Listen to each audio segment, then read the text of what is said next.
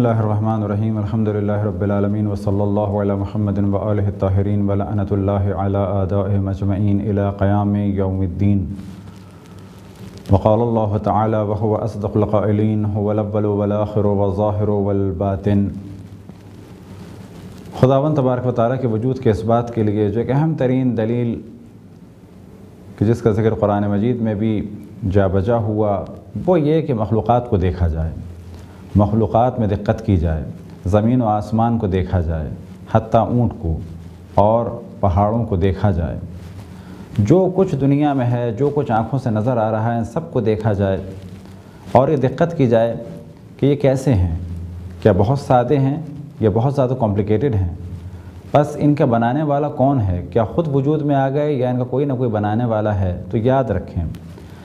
کائنات کی ہر وہ شے جو ہمیں نظر آ رہی ہے، خصوصاً وہ ہمیں دعوت دیتی ہے اللہ سبحانہ و تعالیٰ کے وجود مقدس کی جانب۔ جو بھی آپ چیز دیکھیں وہ بہت زیادہ دقیق بنی ہوئی ہے، بہت زیادہ اس میں علم کے اور طاقت کے اور قدرت کے اور حکمت خدا کے جلوے ہیں۔ ہر چیز ہمیں ایک باشعور خالق کائنات کی جانب لے جاتی ہے کہ جو عالم بھی ہے، حی بھی ہے، قادر بھی ہے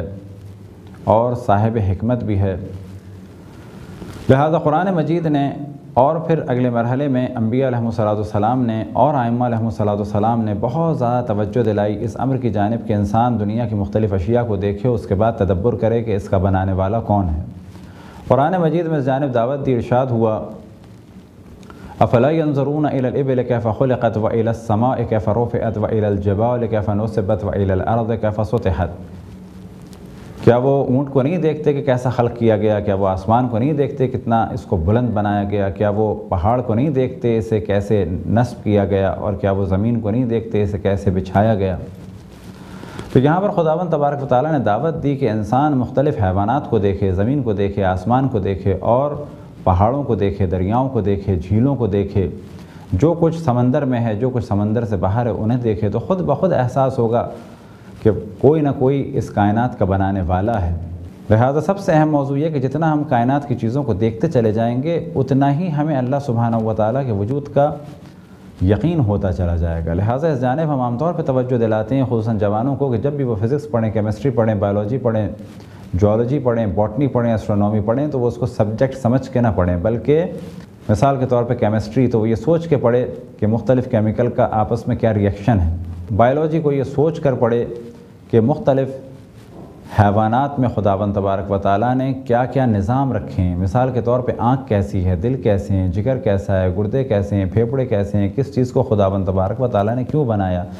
کیا یہ ایسے ہی وجود میں آ گئی۔ مثال کے طور پہ ایک سادی سی آنکھ، انسان کی آنکھ، پھر مختلف جانوروں کی آنکھ، ہر آنکھ کا الگ الگ رنگ، ہر آنکھ کی الگ الگ کیفیت، کوئی آنکھ پانی میں بھی دیکھ سکتی ہے، کوئی آنکھ رات کی تاریکی میں بھی دیکھ سکتی ہے، کوئی آنکھ بہت زیادہ تیزی سے دیکھتی ہے۔ مثال کے طور پہ بہت سارے کیڑے جتنا کسی پکچر کو ہم دیکھتے ہیں اس سے زیادہ تیز وہ دیکھتے ہیں۔ بس اسی آنکھ پر اگر تحقیق انسان کرنے کے لیے بیٹھے تو اس کے بعد یہ کہے گا کہ میں بالکل ناتواں ہوں اور آنکھوں کے اوپر تحقیق میری کبھی بھی مکمل نہیں ہو سکتی۔ وجہ کیا ہے کہ آنکھ ایک نہیں ہے، ہزار قسم کی مخلوقات تو ہزار قسم کی آنکھ۔ اسی طرح سے مختلف جانوروں کے کھانے پینے کا سلسلہ، مختلف جانوروں کی حیات، مختلف جانوروں کا نظام ہاضمہ، مختلف جانوروں کے نسل کو بڑھانے کے طریقے، یہ ساری وہ چیزیں ہیں کہ در حقیقت اللہ سبحانہ و تعالیٰ نے ان کی جانب توجہ دلائی کہ انہیں دیکھو اور اس کے بعد اپنے خالق حقیقی کو پہچانو۔ یہ جو ہمیں قرآن مجید میں دعوت دی اونٹ کی جانب، تو فقط اونٹ کی جانب نہیں ہے بلکہ تمام مخلوقات کی جانب۔ افلا ينظرون الى الابل كيف خلقت، اونٹ کی جانب دیکھو۔ اور در حقیقت ہر انسان طالب خداوند تبارک و تعالیٰ ہے، اگر وہ کائنات میں نگاہ اٹھا کے دیکھے۔ لہذا قرآن مجید میں ارشاد ہوا وَلَئِن سَأَلْتَهُمْ مَنْ خَلَقَ السَّمَاوَاتِ وَالْأَرْضَ لَيَقُولُنَّ اللَّهُ، اگر تم ان سے سوال کرو کہ زمین و آسمان کو کس نے خلق کیا تو وہ جواب دیں گے اللہ نے خلق کیا۔ وجہ کیا ہے کہ ممکن ہے کہ انسان انکار کر رہا ہو زبان سے، لیکن اگر وہ زمین و آسمان کو دیکھے اور اس کے بعد سوال کیا جائے کیا یہ چیزیں خود بخود وجود میں آ گئیں، یہ منظم کام کیسے ہوا، کیا چیزیں ایسے ہی وجود میں آ گئیں؟ تو جواب ملے گا ان مخلوقات کا کوئی نہ کوئی خالق ہے۔ دنیا میں مختلف چیزیں ہیں، مثال کے طور پہ مختلف حیوانات ہیں، مختلف نباتات ہیں اور مختلف جمادات ہیں۔ ان سب کو دیکھیں،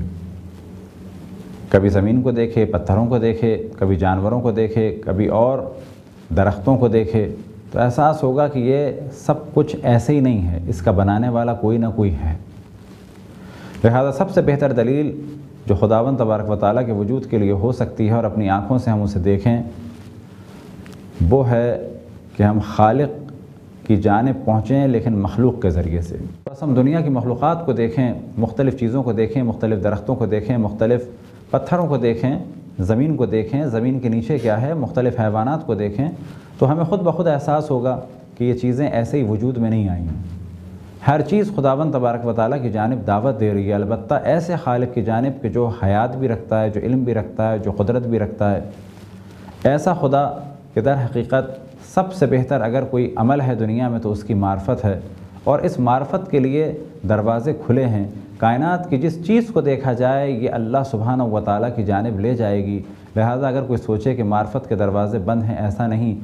ہمیں صرف اپنی آنکھیں کھولنی ہیں، کبھی ظاہری آنکھیں کھولنی ہیں اور ان مخلوقات کو دیکھ کے اللہ کی جانب جانا ہے، تو کبھی اپنے دل کی آنکھ کو کھولنا ہے اور اس کے ذریعے سے اللہ سبحانہ و تعالیٰ کی جانب جانا ہے۔